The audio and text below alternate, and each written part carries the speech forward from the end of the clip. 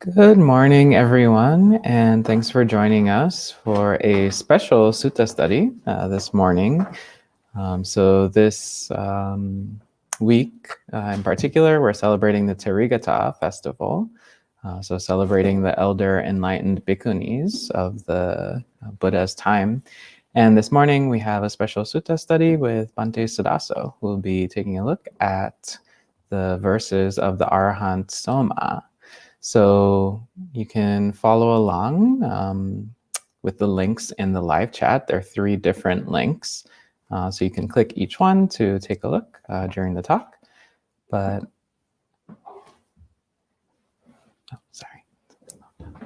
but you can follow along during the talk for Bhante Suddhāso's translation and discussion as well. As usual, if you have questions at any time, feel free to type them in and we'll address them at the end of the talk. And good morning so far to Michael, Kumu, Gita, Kyle, Aya Vimalanyani. Good to see you, Venerable.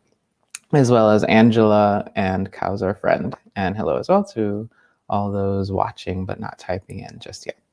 So at this time, I'll pass things over to Bhante Suddhāso for this morning's sutta study. So we'll start by paying homage to the Buddhas. Namo tassa bhagavato arahato samma sambuddhassa. Namo tassa bhagavato arahato samma sambuddhassa. Namo tassa bhagavato arahato samma sambuddhassa.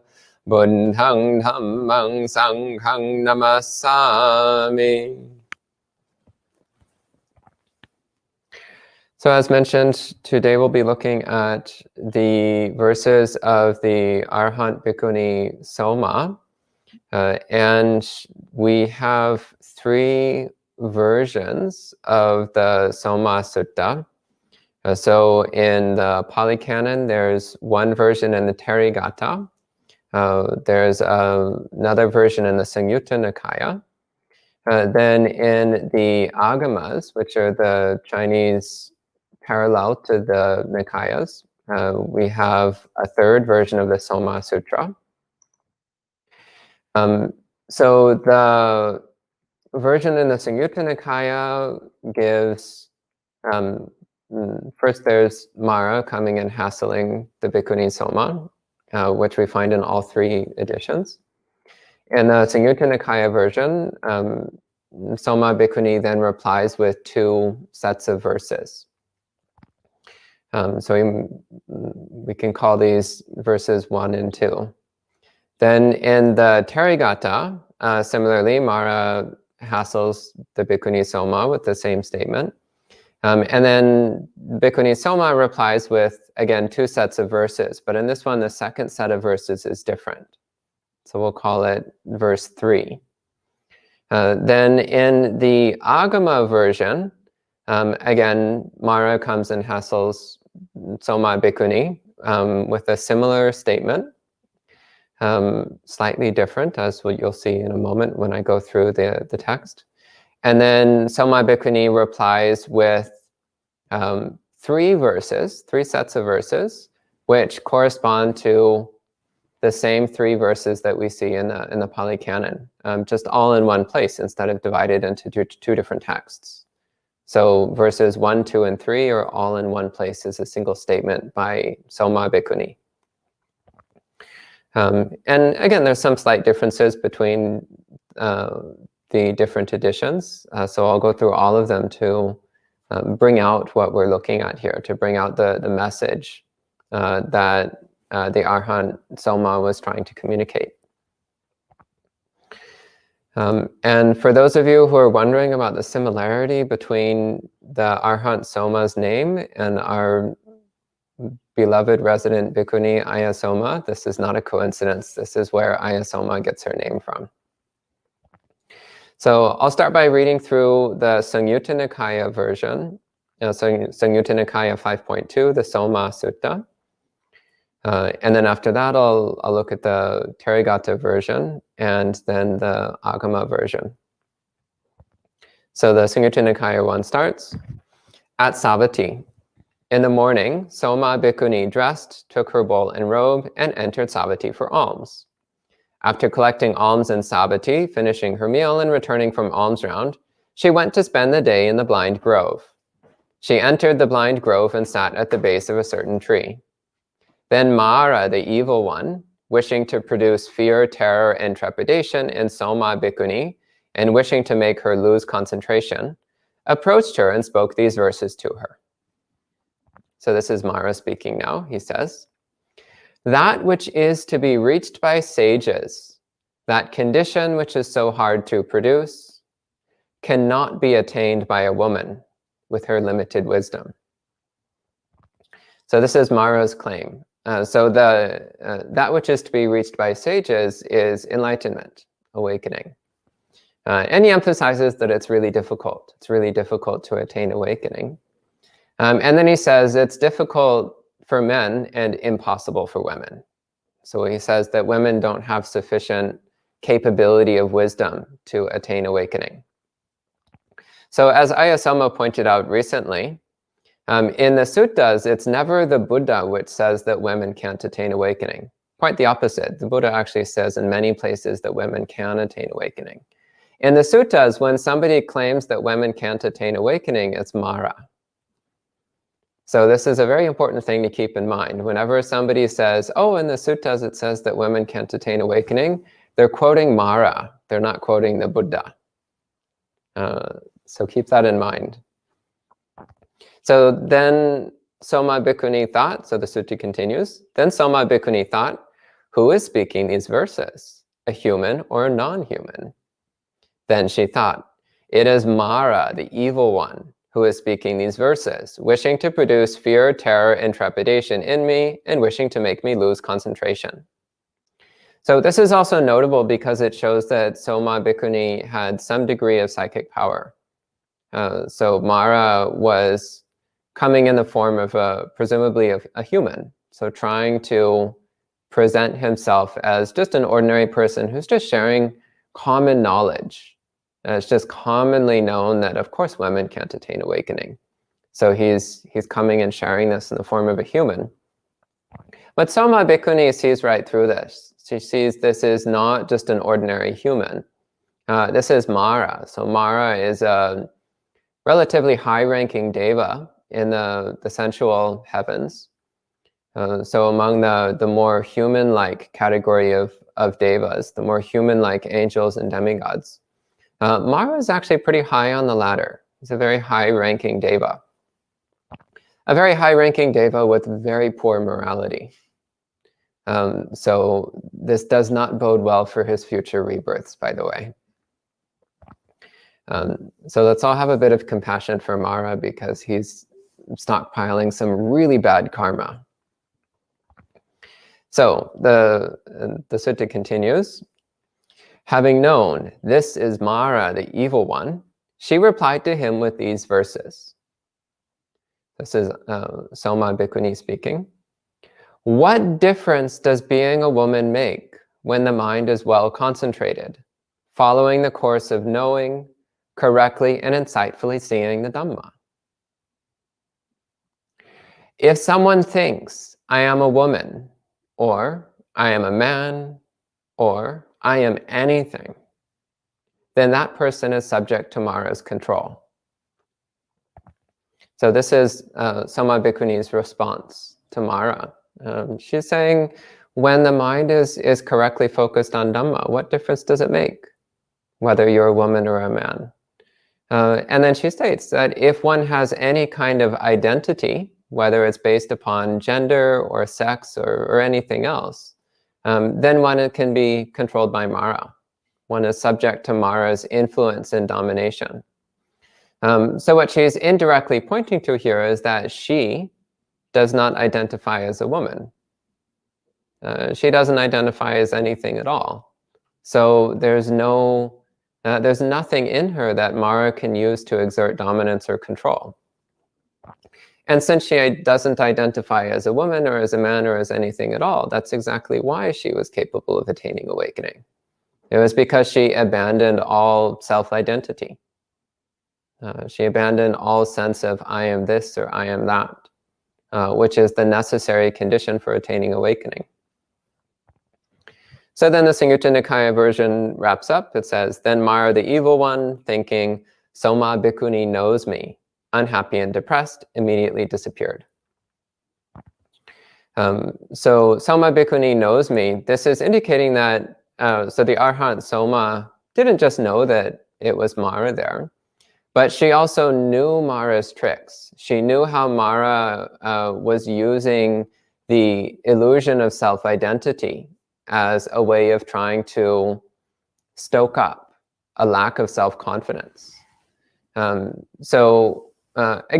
there is this common tendency for unenlightened people to perpetuate the delusion that women are less capable of awakening than men. So Mara was playing off of that, seeing, well, does Somā Bhikkhuni still have that thread in her? Can I pull that thread in order to stir up her doubt, to stir up her confusion, to break her self-confidence? But in fact, that thread was completely gone from the Arahant Somā. She had seen through the illusion of gender, the illusion of identity, the illusion of male and female, no longer had any relevance because she'd seen past self-identity completely. So that's the Samyutta Nikaya version. Then in the Therigatha, so here the verses start off, so Mara makes the same unkind statement, and Somā replies, what difference does being a woman make when the mind is well concentrated, following the course of knowing, correctly and insightfully seeing the Dhamma? So the same as in the Samyutta Nikaya. Then she says, everywhere delight has been destroyed. The mass of darkness has been split asunder. Know this, evil one, you have been brought down, Ender.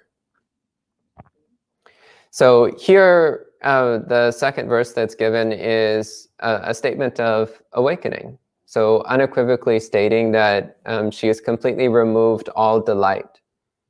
In other words, all attachment, all desire has been eliminated from her mind. And that's taken as a stand-in for all defilement. So all the unwholesome tendencies of liking and disliking, of wanting and rejecting has been completely cleared away from her mind. So her mind is completely pure, free of defilement. Then the statement, the mass of darkness has been split asunder. So the mass of darkness is a common metaphor for referring to delusion or ignorance. So avidya or moha. So saying the mass of darkness has been split asunder, she's saying that she's removed all delusion. She's cultivated perfect wisdom. So this is directly contrary to Mara's claim that as a woman, her wisdom is too limited. She's like, well, I've completely destroyed all ignorance. I've cultivated the perfect wisdom that illuminates the darkness. So she's saying, you have no basis for your statements. She's saying to Mara, you have no basis for what you're saying because I've seen the truth which is beyond these superficial appearances of being male or female, which is beyond this superficial judgment of superior and inferior. Then the Agama version, so I'll read through the version we have from the Agamas. So this one, it's slightly different. It's possible that the source text was a little bit different. Also, texts do tend to change slightly over time. But also what we have here was a text that was originally translated into Chinese and then from Chinese into English. So things come out slightly differently whenever you pass things through multiple languages. So this one begins, thus have I heard. At one time, the Buddha was living at Shravasti, at Jeta's Grove, in Anathapindita's park. The names are also slightly different because they're coming through Sanskrit. Then Somā Bhikshuni put on her robes, took her bowl, and entered Shravasti for alms food. After finishing her meal and washing her bowl, she took her sitting cloth and went to the blind grove. So this is a similar opening. So she goes for alms, and then she decides to go and spend her time in the meditating in the blind grove. The sutra continues. Lord Mara, the evil one, thought this. At this time, Somā Bhikshuni put on her robes, took her bowl, and entered the city for alms food. After finishing her meal and washing her bowl, she took her sitting cloth and went to the blind grove. Then the evil one took the form of a Brahmin standing by the side of the road. So this also is interesting. So in the Pali versions of this text, there's the implication that Mara took the form of a human. It's not specifically said, but that's the implication. Here it clearly states that Mara took the form of a human, and also specifies that he took the form of a Brahmin.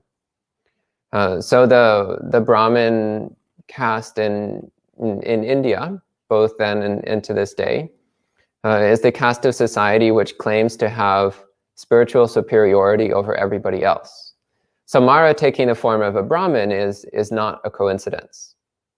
He's taking the form of the spiritual authority, the person who has an inherent knowing of what is holy and what is unholy, what is wholesome and what is unwholesome, what leads to wisdom and what leads away.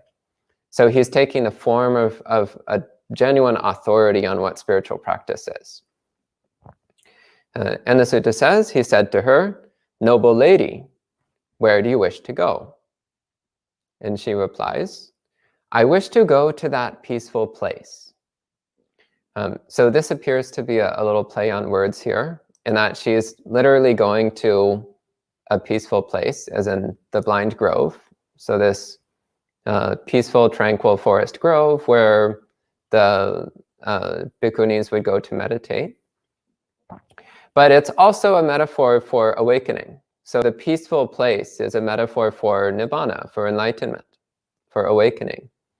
So he's saying, where do you wish to go? Where are you trying to get to? What's your goal? And she says, my goal is enlightenment. My goal is awakening. And she also seems to be poking at him because she's already enlightened at this point. At least that's one interpretation. And this also points to the ambiguity in the Chinese language, by the way, in that this phrase could also be interpreted as, I have gone to that peaceful place. I am at that peaceful place. But the most literal translation would just be, I wish to go to that peaceful place. Then the evil one spoke this poem. It is attained by sages, that place so hard to reach. With your inferior wisdom, you cannot get to that place. So this is similar to the statement made in the Pali versions. The one notable difference is that in the Chinese version here, Mara doesn't specifically say that it's because she's a woman. But that seems to be the implication, as we can tell by Somā Bhikkhuni's reply. So the sutra continues, then the bhikshuni thought, is this a human or a non-human that is trying to disturb me? She entered samadhi, examined him, and knew it is the evil one. So this also is interesting in that it specifies that she stabilized her mind in samadhi, in meditative concentration, as a basis for clearly knowing Mara's identity. So again, this is something that's implicit in the Pali, but specifically stated in the Chinese version. Then she replied with this poem. Female characteristics are irrelevant to a mind that has cultivated jhana, and which directly sees the superior dharma. If there were male or female characteristics, then one might say that a woman is incapable of practicing the dharma. Since there are no male or female characteristics, how could there be such a distinction? All desire has been eradicated, all ignorance has been annihilated, cessation has been realized. I dwell in the state of flawlessness. Therefore, know this, you have been brought down, evil one. Then the evil one thought, Somā Bhikshuni knows my mind. Depressed and disappointed, he returned to his palace in shame. So here we see that the verses in the Chinese version are very similar, so with some slight differences. The first verse is quite similar. So again, she's saying, what does it matter that one has the characteristics of a woman? What does it matter that one has traits which are labeled female? This is irrelevant when one has jhana, when one has practiced samadhi, when one has strong meditative concentration. It doesn't matter whether your body looks male or female. When one is directly seeing the Dhamma, it doesn't matter. It doesn't matter whether your body seems to be male or female. Then this next set of verses, there's actually several ways of translating this. So the way that it's translated here says, if there were male or female characteristics, then one might say that a woman is incapable of practicing the Dharma. Since there are no male or female characteristics, how could there be such a distinction? In other words, she's saying that ultimately there's no such thing as male or female. So this is all arbitrary. It's conventions that we label certain characteristics as male and other characteristics as female. We say that certain behaviors or traits are masculine and others are feminine. But that's all just cultural convention. It has no genuine reality. There's no absolute truth to such statements. So she's saying, if there actually was such a thing as male or female, then you could make distinctions like men can do this and women can do that. Men can't do this and women can't do that. Then you could say things like women can't practice certain things and men can practice certain things. But she's saying, since ultimately there's no such thing as male or female, then you just can't make these distinctions. Ultimately, the concept of male and female has absolutely no truth to it. It has no relevance whatsoever to absolute reality. So it's impossible to make distinctions based on gender, based upon one's physical sex, based upon one's apparent masculinity or femininity. You cannot judge a person's capability of practicing Dhamma based upon such arbitrary and meaningless conventions. So again, this is similar to the statement we see in the Samyutta Nikaya, where she says, if someone thinks I am a woman or I am a man or I am anything, then that person is subject to Mara's control. So there it's also talking about generating this artificial distinction between male and female, generating this artificial categorization of sex and gender. Because as soon as we fall into that trap, then we're caught in the whole massive delusion and defilement. The whole delusion of thinking, I am a woman, I am a man, I am young, I am old, I am human, I am non-human. This is all utter delusion. We're not anything. As long as we identify as anything at all, then we're stuck in samsara. And then it ends, similarly to the Therigatha version, it ends with the statement of having attained awakening. So here we have a summary of these three versions of Somā's verses. And we can see that they're all pointing at the same basic truth, the same basic concept, which is the irrelevance of one's physical sex to the capacity to attain awakening, the meaningless, arbitrary nature of gender as made-up cultural conventions, and the danger of self-identity, the danger of identifying oneself based upon one's physical characteristics or based upon one's perceived gender, the danger of creating any kind of identity whatsoever. So this overall is the message that we get from the Arahant Somā.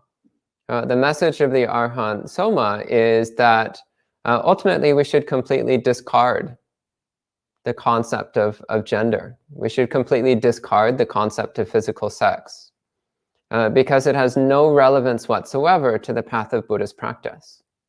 It has no relevance whatsoever to the path of awakening. And as long as we fall into this trap, then we can't make progress on the path. And this applies to everyone. So you'll meet people who identify as male and who think that because they're male, they have a better chance of attaining awakening. But if they believe that, then they're caught in Mara's trap.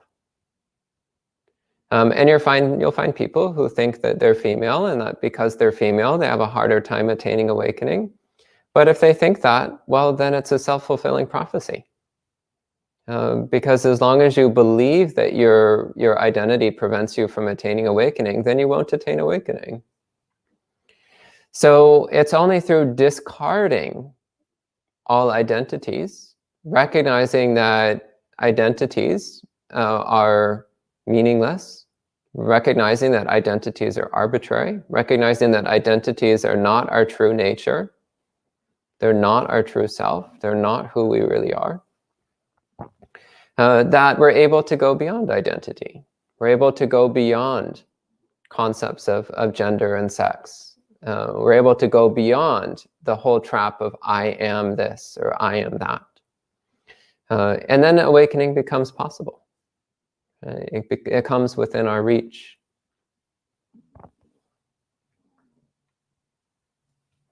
Nonetheless, there'll still be other people who pin labels on us.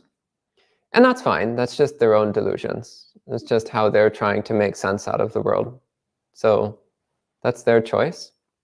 The important thing is that we don't take it into ourselves. So if somebody else calls you a man, well, that's fine. That's just how they see the world. Doesn't make it true. If somebody else calls you a woman, well, that's how they see the world. Doesn't mean it's true. If somebody else says you can't attain awakening, well, that's just how they see the world. Doesn't mean it's true. If someone says you're less likely to attain awakening, well, whatever, that's just their opinion. Doesn't mean it's true. So we don't need to believe these things when they come from other people, and we certainly don't need to believe them when they come from ourselves. So there's no need to buy into any kind of delusion or prejudice, any kind of discrimination or categorization on the basis of masculinity or femininity, because as the Arahant Somā points out, there's no such thing as male or female. There's no such thing as masculine or feminine. These are just arbitrary inventions of excessively inventive people. They're arbitrary inventions of people prone to a little too much papancha. A little bit is already too much, by the way. So we don't need to buy into this. We don't need to buy into this delusion of identities as this or that. So, again, these are the verses of the Arahant Somā. At this time, if you have any questions or comments, please go ahead and I'll answer as best I can. Thank you.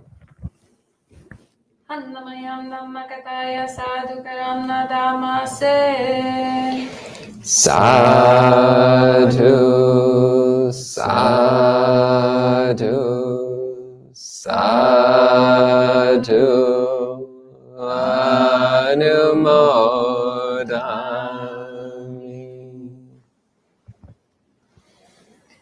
Yes, thank you, Bhante Suddhāso, for sharing those different versions of the story of the Arahant Somā. And again, if you have questions at any time, feel free to type them in. And hello as well to other friends who joined after we began the stream, which is Miguel, Amaranta, Sarah, Tantan, Michael, and Michael. And Michael has a question. Forgive me for I'm not sure what I even mean. But just as we use food to support and further our practice, can we not somehow use our bodies without identifying with them? That is, in the world we have bodies, and with wisdom we know that the 5 khandhas come together momentarily to form us. Nonetheless, we use words and this stuff to progress. Yeah, definitely. So we use body and mind as a vehicle for cultivating wisdom, as a vessel for practicing morality. It's very hard to practice morality if you don't have a body, if you don't have a mind. How are you going to develop a wholesome conduct, wholesome speech, wholesome thoughts? If you have no body and no mind, then you can't practice morality. So we recognize that the body is not who we are. We recognize that it's a temporary condition. But that with this temporary condition, we're trying to produce the supporting factors that lead to awakening. So yeah, the body is not our true self. It's not who we really are. But we use the body as a way of doing wholesome things that lead to awakening. And same with the mind. We know that the mind is a collection of temporary conditions, and it's not who we really are. But through shaping and training the mind, it can help us to see through conditions. It can help us to become free of conditions. It can help us to recognize that which is beyond conditions. But yeah, it's important, though, not to take body and mind too seriously. And it's important not to identify as the current conditions of body and mind. And it's important not to believe the labels that are put on body and mind, but to see them simply as labels which are not inherently true. They're not the true nature of the thing. Okay? And Gita says, thanks for sharing these words of Dhamma, wonderful wisdom. But so far, those are the final comments and questions, unless there's something from the in-person audience.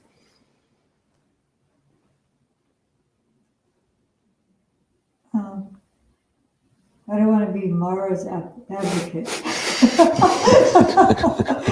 But the things that kind of were percolating in my mind as you were speaking, and one of the issues is the way people regard you does affect as far as the amount of support you might get as a practitioner, as a bhikkhuni, as a mendicant. Socioeconomics, like women are often under the poverty level. This is a majority of the people are. So opportunities. So how other people consider you, what opportunities you have, can be. I mean, it's a hindrance to developing communities, to accessing teachings, to be able to move around in the world, and how you're. So there is a certain thing that's psychological, but there's also on the physical plane being able to operate. So maybe it could be even an advantage not to have it so cushy for oneself, but it's often something that holds women back. And also responsibilities that they often have. And this is all society, I think. That's all the structure of society that's keeping that in place. But so do you have anything that you can, I mean, some of it's mental and some of it's practical. I guess that's what I'm trying to say. On a practical level, there's there's that hindrance. So do you have any suggestions or ideas about that construct, that how how to transcend that, as well as the psychological impediment that, you know, society puts on women. Yeah, so as far as external conditions, yeah, there's not really much you can do about that, is there? You can try to enact systemic change, but that's a big project. And it's not what the Arahant Somā is talking about here. The Arahant Somā is talking about the internal condition. So externally, people will perceive you as whatever they perceive you as. And that does influence what they do. It does influence how much support they give you. It does influence whether or not they take you seriously. And of course, that makes an impact from the external side. But it doesn't need to make an internal impact, which is the Arahant Somā's point here. Part of her point here is she's like, yeah, of course people are going to do nasty things like not help you out just because you're a woman. Of course they're going to do things like that. But you have the capacity to maintain confidence in your own ability to attain awakening. You have the capacity to know within yourself that whether or not people treat you fairly has no reflection on your ability to become fully awakened. So yeah, I mean, discrimination, it's been going on for as long as there's been humans. Actually longer, it's been going on forever, literally. And discrimination on the basis of gender is pervasive, and it's very unfair. We also use discrimination on the basis of sexual orientation, on the basis of skin color, on the basis of height, on the basis of weight, on the basis of attractiveness. We have all kinds of ways of making life really hard for certain kinds of people. Age, Yeah. ability. Yeah, there's no end to the list of ways that we single out who we're going to help and who we're not going to help. So this is the nature of humans. The nature of delusional beings is that we're constantly projecting artificial distinctions on other people. But none of that has any relevance whatsoever to the path of awakening. So I think it's sad that it happens. I think it's sad that there are people out there who are less willing to support female monastics purely because they perceive them as female. And that's sad on both sides. It's sad for the women who aren't getting much support. And it's also sad for the person who is stockpiling bad karma by discriminating against female practitioners. So everybody loses. It's a complete lose-lose situation. Nobody wins. The only way to win is to recognize the illusory nature of identity and to recognize that the Buddha mind has nothing whatsoever to do with gender or sexuality or physical characteristics at all. Recognizing that Nibbana has nothing to do with any of these distinctions. And it's something which is equally accessible to everyone. And the people who see the world otherwise, they're just hurting themselves. And that's really sad. But it's their choice, and we can't make their choices for them. But we can make our own choice, which is, again, what Arahant Somā is saying here. She's saying we can make the choice to not identify as male or female. We can make the choice to just focus on practicing concentration and wisdom. Because that has nothing whatsoever to do with gender. It has nothing whatsoever to do with what kind of body parts you have. It's completely beside the point. Yeah. Bhante, on that note, what was coming to mind to me is that perhaps we can talk a lot about sort of the conceit of inferiority that we can produce, which is basically what Mara was kind of trying to create the conditions for that conceit of inferiority to arise in the Arahant Somā's mind. But in the suttas, there's also a lot of of talk of the conceit of superiority, which sometimes we tend to think that certain people, because they are in a quote unquote more privileged position, more helped, more supported, or whatever. It seems like an idyllic sort of situation. But there's not the reflection that actually those particular conditions can create in the mind, in the conceit of superiority, which is not helpful towards the path, just as the conceit of inferiority, or then the conceit of equality. That's another page. So I was wondering if you could talk a little bit about that. Yeah, thank you. Thank you for bringing that up. That is a very interesting point, in that if one is in a favored position where one is getting an extra helping of support, extra donations, extra nice offerings being made, everyone lavishing praise on you all the time, purely because of some arbitrary physical characteristic, well, that also creates the conditions for the growth of delusion. If people are constantly telling me, oh, you're so great just because you're a man. Here, let's give you 10 times the donations just because you're male. You're clearly the next Buddha just because you're male. Well, that builds up in me the delusion of superiority, and it strengthens my attachment to the self-identity of being male. So from the outside, it might look like I'm getting more support. But on the inside, it's actually just building up my delusion and conceit, which is pulling me farther away from the path. I've met no shortage of monastics who were very lavishly supported, but very lacking in wisdom. So it's important not to, as Somā is saying here, not to conflate these two things. And also to recognize how whether we're in well-supported conditions or poorly supported conditions, if we have our self-identity wrapped up in that, then we'll just move farther away from awakening. We won't move closer to awakening.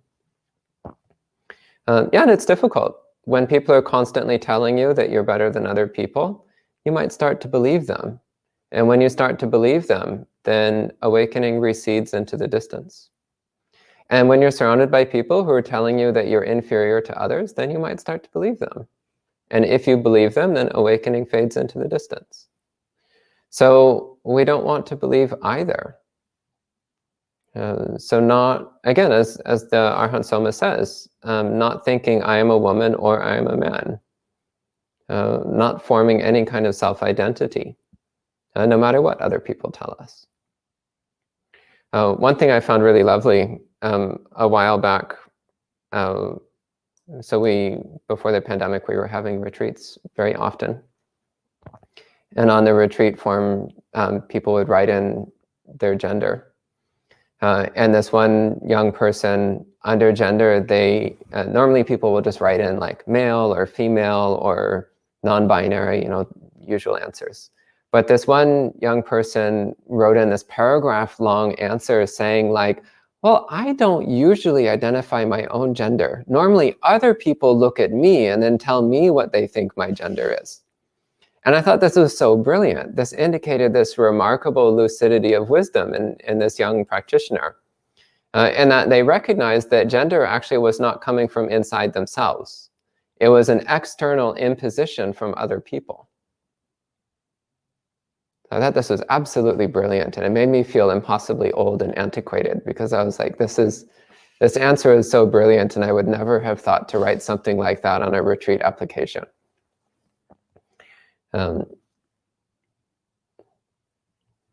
Yeah, so again, I thank you, Somā, for bringing that up. Yeah, the danger of superiority conceit being fueled by support from the outside. And ultimately remembering that we only really need certain basic minimums fulfilled. Are we getting enough to eat? Do we have robes to wear? Do we have a place to live that shelters us from the weather? Do we have access to a basic minimum of healthcare? So if we've got those basic minimums fulfilled, then that's good enough. If we have anything beyond that, then there's a risk of superiority conceit, which means we won't attain awakening anytime soon. If we have less than that, well, that gets a little bit complicated. And the Buddha says in that case, you need to really consider whether or not it's time to go somewhere else. Yeah, as long as we have the basic minimum, that's good enough. Any other questions? Sarah says, thank you for an inspiring talk. Can Mara possess many people at once? Is Mara everything that leads us to delusion? So Mara in the suttas most commonly refers to a single character. Most commonly it's referring to Lord Mara. So Mara, who is, again, a very high-ranking demigod, very high-ranking angel, who is not very nice, very powerful being, who is committed to preventing people from attaining enlightenment. And in that form, he sometimes talks to people directly, and he sometimes possesses other beings and speaks through them, or acts through them, or sometimes he influences the environment or surroundings to make things unpleasant, such as causing harsh weather conditions during Dhamma talks. Mara is also sometimes spoken of as a category of beings. So Lord Mara is just being one of them that's particularly powerful, but that there's many other Maras. So Mara referring to a category of trickster devas who hassle Buddhist practitioners. And Mara is also sometimes used to refer metaphorically to one's own defilements. So your own defilements and delusions are sometimes spoken of as your inner Mara. So this also, all of this comes from the suttas, by the way. So there's these three ways of talking about Mara, and personally I think that they're all correct. They're all useful ways of relating to Mara, and I take all of them as real. So I do think that there are literal metaphorical beings, one of whom is Lord Mara, and then there's the other lesser Maras. As for whether Lord Mara can possess multiple beings at the same time, I've never seen anything. Have you? There's one sutta to Mahamokkallana was a past Mara, and he possessed a whole village. Oh. To harass bhikkhus. Mm. He Interesting. influenced a whole village to try to discourage the bhikkhus. Yeah, though, as I recall, he was influencing the village, but not necessarily possessing everyone. One boy, I think. Possessed one of them. Yeah, one of them, but he did influence. I mean, that might be what they're talking about, like mass influence. Mass influence, and I think in society today, you might see that where, well, everybody's influencing each other's mind, but they get into a corrupt mindset. I don't know if that was what the person is referring to, but it's almost like Mara has corrupted simultaneously a group of people, and they like a mob or something like that. Or I don't know. Okay. Yeah, so the answer seems to be it's unclear whether Mara can simultaneously possess multiple beings. But he's definitely capable of influencing a lot of people all at once. And I guess he could also have a host of Maras. Again, there's many Maras, not just one. So you could have a host of Maras who each separately possess somebody. And maybe you could get many all at once. Keeping in mind, though, that if your mind is very strong, if you've practiced strong samadhi, if you've developed good morality and clear wisdom, then Mara's ability to influence you becomes weaker and weaker. So as far as I can tell, Mara possessing people doesn't normally happen to advanced practitioners. It normally happens to people who haven't developed their mind very much at all. Anything else?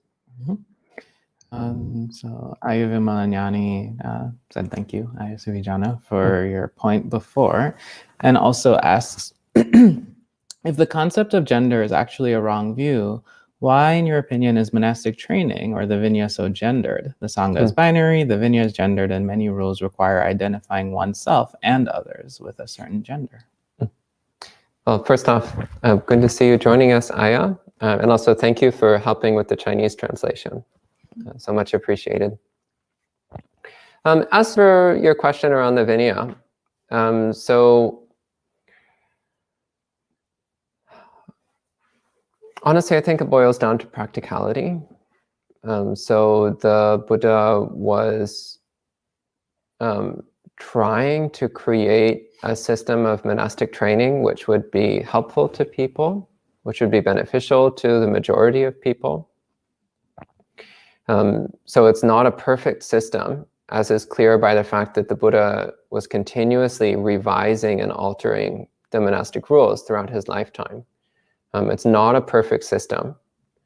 I think of it as like a patchwork robe where it's been patched so many times that you can barely see the original fabric anymore. That's how I think of the Vinaya. Yeah, so are there concepts of gender in the Vinaya? Not really. There is the concept of physical sex. So there is the concept that if you have male body parts, that you become a bhikkhu, and if you have female body parts, then you become a bhikkhuni. That doesn't necessarily mean that you're a man or a woman. It doesn't necessarily mean that you're masculine or feminine or male or female. It's just saying, well, what kind of physical parts do you have? And based upon that, then you join one community or the other. Why did the Buddha do that? Again, practicality, I think, was a big part of it. I've never really bothered to speculate too much on this.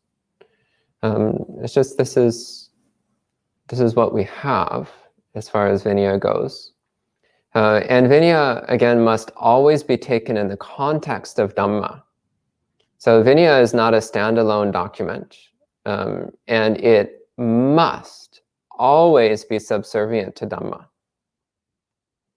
So Dhamma is number one. Vinaya is a distant number two. And Vinaya is meant to support our Dhamma practice, not the other way around. So our Vinaya practice is always meant to help us in the cultivating of wholesome mind states that lead to awakening. And that includes abandoning the delusion of identity, abandoning the delusion of identifying as male or female. That would be included. So if we're relating to Vinaya in a way that is strengthening gender identity, then we're not holding Vinaya correctly. We're not understanding it correctly. But if we're holding Vinaya in a way that's helping us to break through the delusions of self-identity, then that's correct. That's beneficial.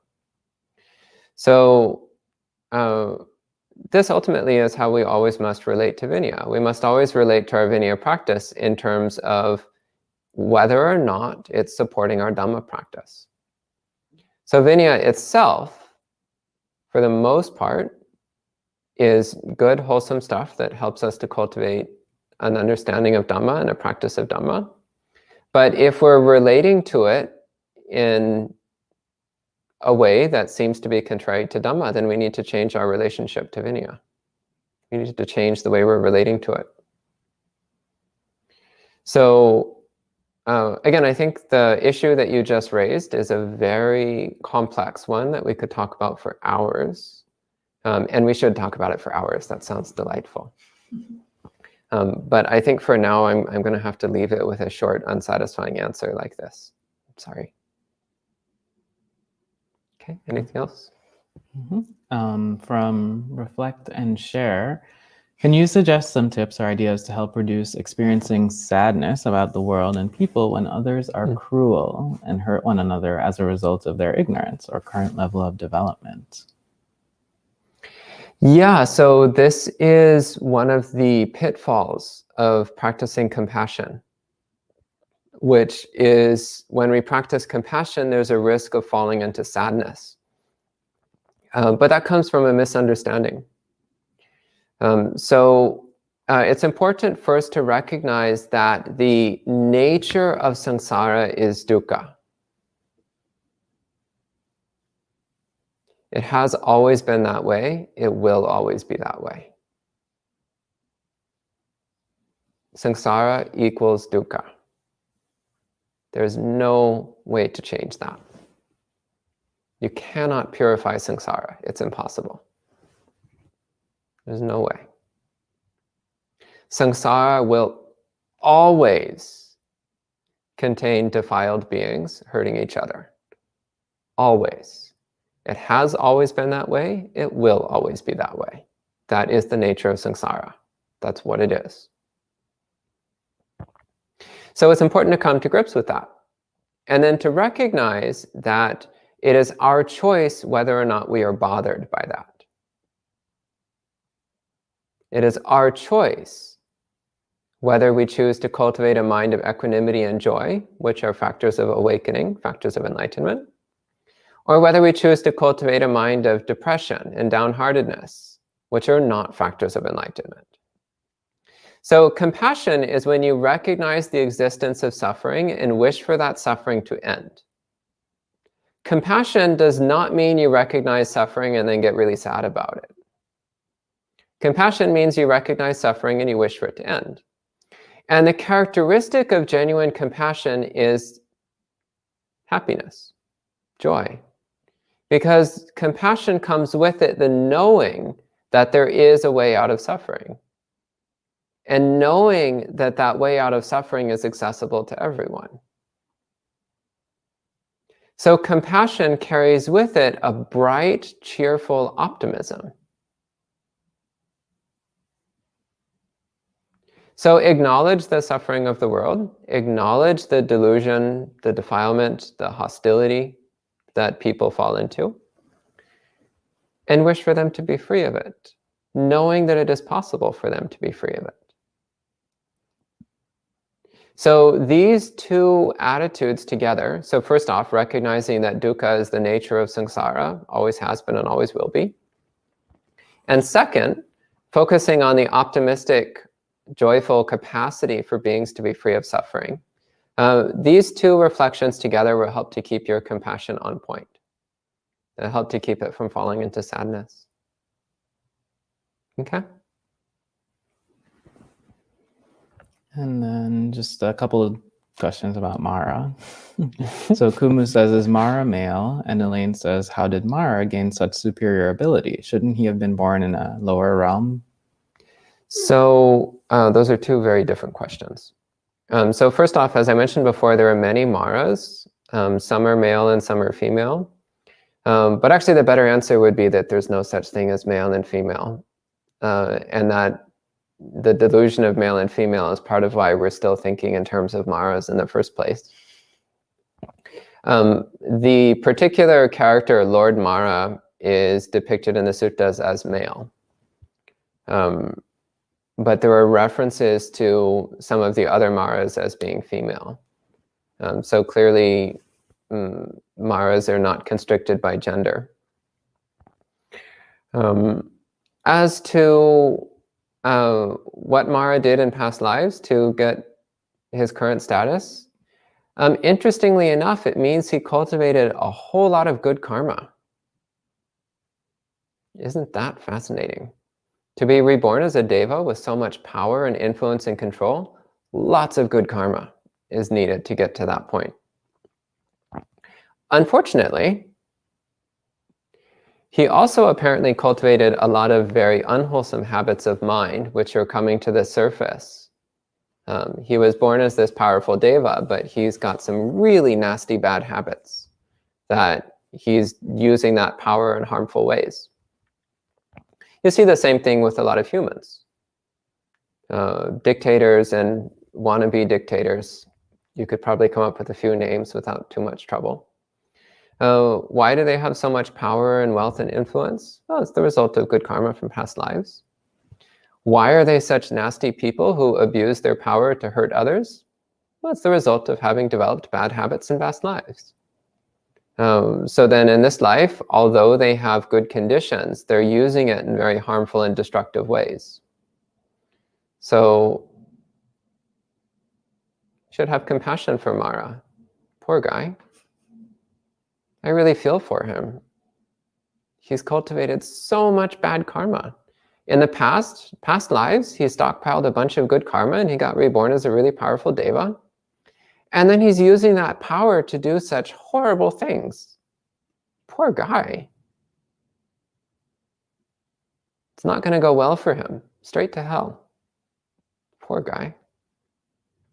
But he might eventually attain awakening. Moggallana was Mara many, many times. The Buddha has been Mara in the past many, many times. We've all been Mara at one point or another.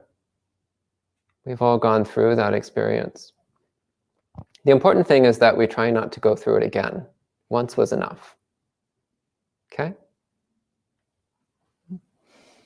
And that looks like the final question of the morning. Ayavima Nyani says, thanks for sharing your thoughts. I look forward to discussing this for hours. This summer, Venerable. Yes, yes. And lots of thank yous and sadhus also from Bhante Varapanyo, who says sadhu as well. So thanks for joining us, everyone, this morning. We can return this evening for some guided meditation and a Dhamma talk from Aya Suvijana. And then tomorrow morning for a sutta study, as well as Friday's sutta study, we'll be continuing looking at bhikkhunis from the Therigatha. So join us then if you can. But for this morning, we can end with 3 sadhus. Sadhu, sadhu, sadhu. And enjoy the rest of your day.